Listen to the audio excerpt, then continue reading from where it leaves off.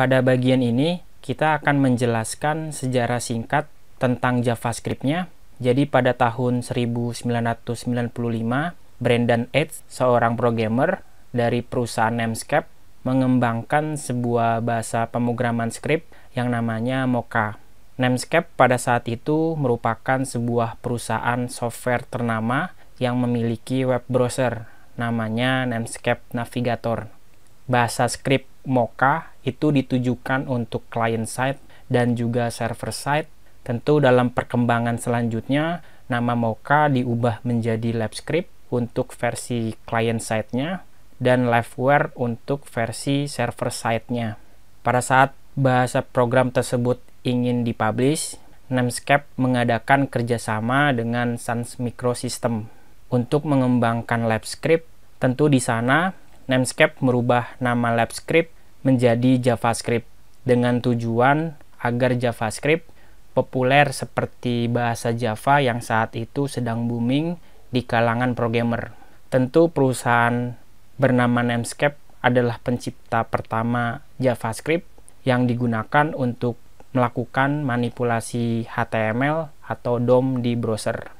Pada saat itu browsernya masih Namescape Navigator.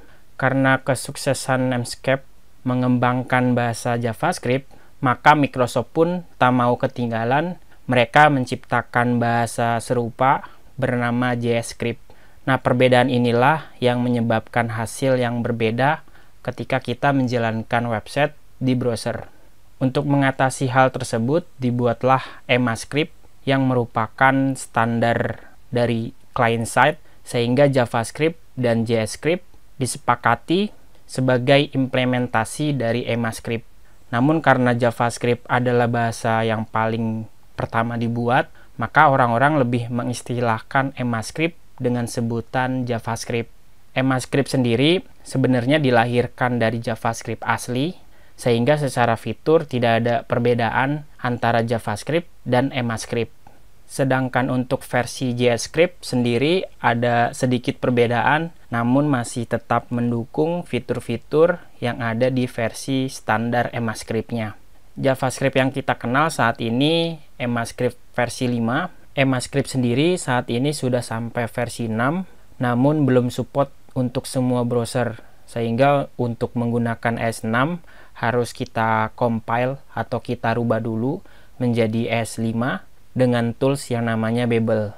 Jadi itu dia sekilas tentang sejarah dari JavaScript-nya, mulai dari Mocha sampai terbentuklah si JavaScript ini.